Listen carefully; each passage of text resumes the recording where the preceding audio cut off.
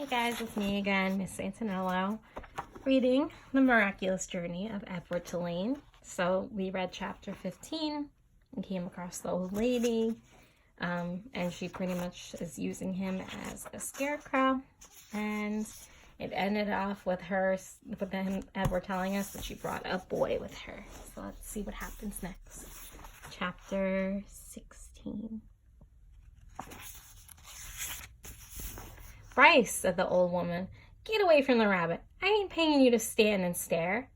"Yes, ma'am," said Bryce. He wiped his nose with the back of his hand and continued to look up at Edward. The boy's eyes were brown and with flecks of gold shining in them. "Hey," he whispered to Edward. A crow settled on Edward's head, and the boy flapped his arms and shouted, "Go on, get!" And the bird spread his wings and flew away. "Bryce!" shouted the old woman. "Ma'am," said Bryce. "Get away from the rabbit. Do your work. I ain't gonna say it again." "Yes'm," said Bryce. He wiped his hand across his nose. "I'll be back to get you," he said to Edward. That's good. The rabbit spent the day hanging by his ears, baking in the hot sun, watching the old woman and Bryce weed and hoe the garden. Whenever the woman wasn't looking, Bryce raised his hand and waved. The bird circled over Edward's head, laughing at him. What was it like to have wings? Edward wondered. If he had wings when he was tossed overboard, he would not have sunk to the bottom of the sea. Instead, he would have flown in the opposite direction, up into the deep, bright blue sky. And while Lolly took him to the dump, he would have flown out of the garbage and followed her and landed on her head, holding on with his sharp claws. And on the train, when the man kicked him, Edward would not have fallen to the ground. Instead, he would have risen up and sat on the top of the train and laughed at the man. Caw, caw, caw. In the late afternoon, Bryce and the old lady left the field. Bryce winked at Edward as he walked past him.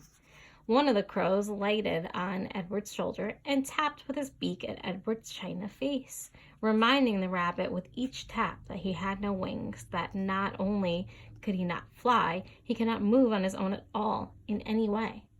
Dusk descended over the field, and then came true dark. Whippoorwill sang out over and over again, "Whip-poor-will! Whip-poor-will!" It was the saddest sound Edward had ever heard. And then came another song, the hum of a harmonica.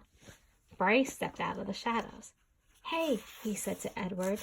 He wiped his nose with the back of his hand and then played another bit of a song on the harmonica.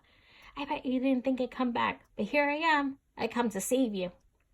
Too late, thought Edward as Bryce climbed the pole and worked at the wires that were tied around his wrists. "I am nothing but a hollow rabbit."